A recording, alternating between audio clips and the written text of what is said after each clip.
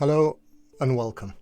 My name's Kev Webster, and today I'm going to be presenting this small presentation titled The Illusion of the Healer. This is a Stillpoint Conversation for therapists who are ready to see something differently, and it's based on my understanding of the Three Principles by Sydney Banks. So we're going to dive straight in and look at some important questions.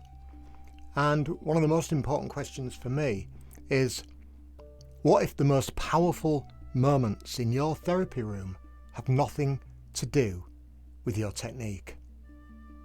Now, just let that settle for a moment, because this might unsettle you. But that's intentional, because I'm challenging beliefs that, well, sometimes catch therapists out. And I've met hundreds of therapists over the years, and there's a very common issue, and that issue is imposter syndrome, doubting their own ability. So when we consider what if the most powerful moments in the therapy room have nothing to do with your technique, when we question that, it really does lift the pressure. So I want you to sit with these two questions just for a moment. Who do you believe is doing the healing in your sessions? And what would it mean, personally and professionally, if it wasn't you? And remember, there are no right answers here, only the honest ones.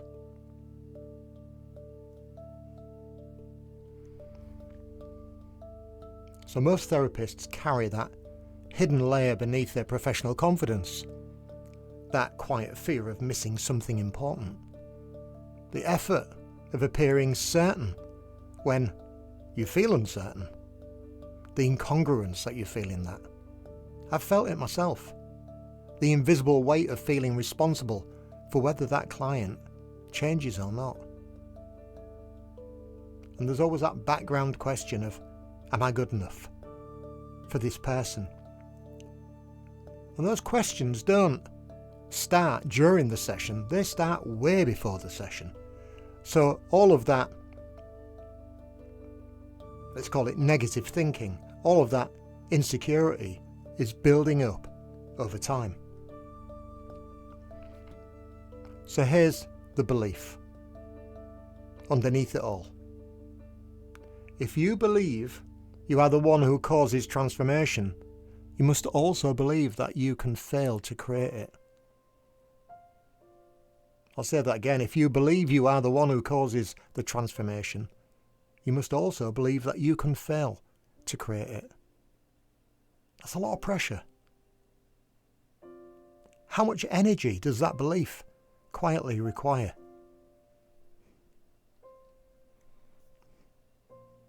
So I'm just going to give you a very brief overview of the three principles as understood through the works of Sydney Banks. We have mind, thought, and consciousness. Mind is not your personal mind, that individual narrator that's always commenting on things.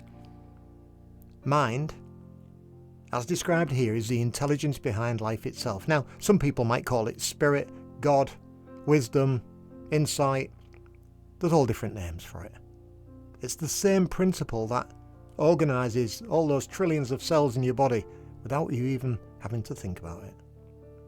It is the source.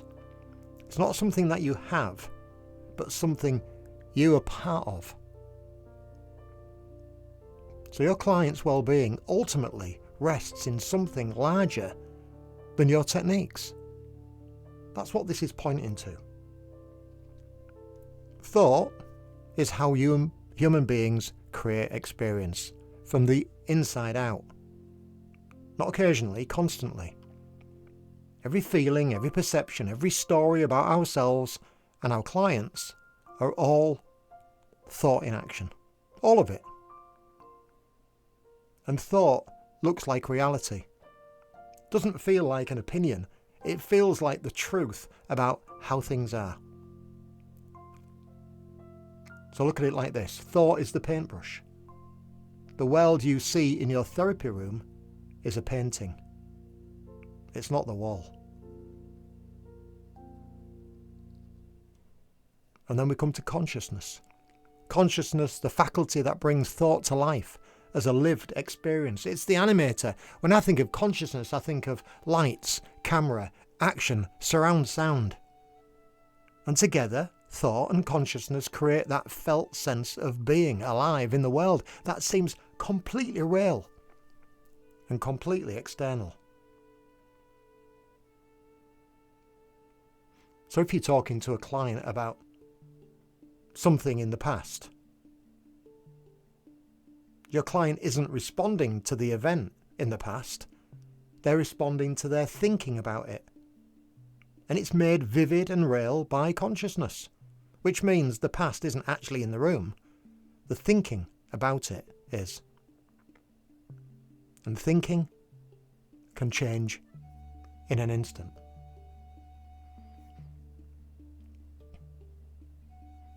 So let's look at the nature of insight. Insight is not something a therapist delivers. It's what appears when thought settles, when the noise clears, when a person stops defending their story long enough to see something new. Now, you didn't insert those moments. You were simply present, and they appeared.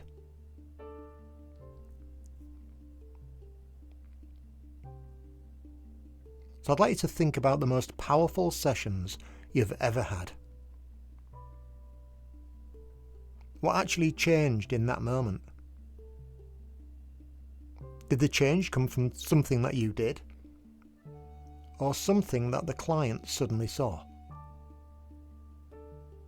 And where do you think that seeing came from? Now you can stop the video now and consider those questions.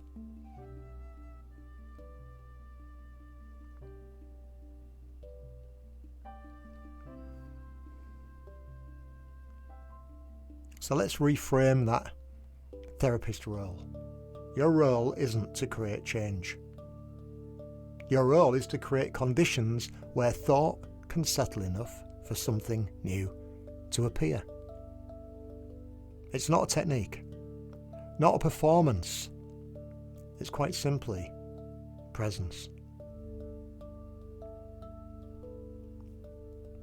So let's have a look at what this looks like in practice.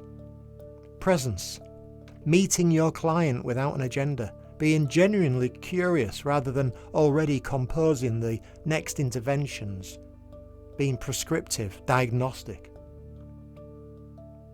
Listening, not as a technique, but as an active form of trust, which is open enough to be affected by what someone says, rather than responding from a prepared position, an opinion. And silence, not as a sign that something has gone wrong. Silence is where thought settles, where insight is most likely to arise. So, another reflection. If you genuinely trusted that insight doesn't come from you, how might your sessions feel different? How would you listen differently? What pressure might quietly drop away? Is there anything you currently do to manage sessions that you might be able to let go of?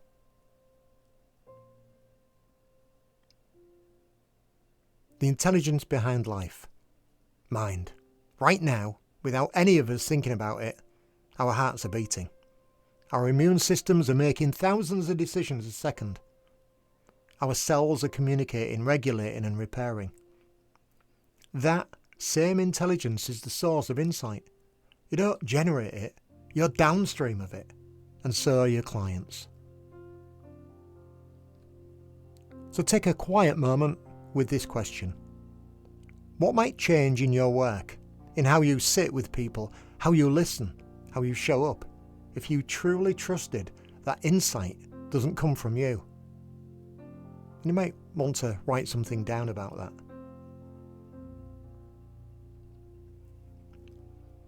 So, That's the end of the presentation.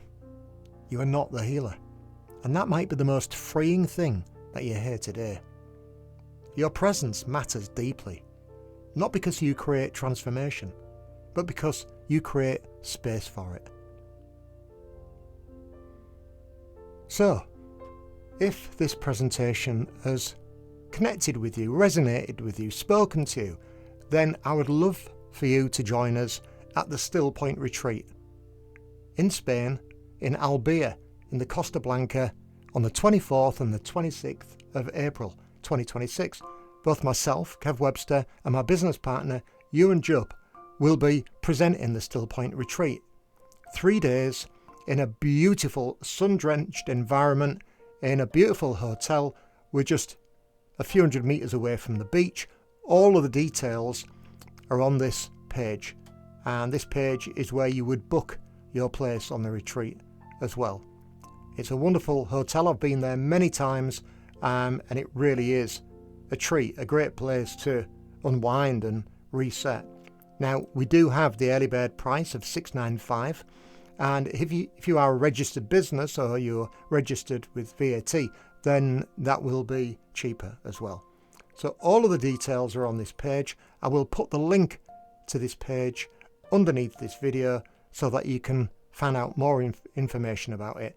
We would love for you to join us, and it is an incredible opportunity, and it really is about seeing something differently. Like both myself and Ewan have seen something very, very different for our businesses over the last few years, and we have coached with some of the most incredible Three Principles coaches from around the world, and we're ready to share that message with you today. So, thank you for watching this presentation, and I will catch up with you soon.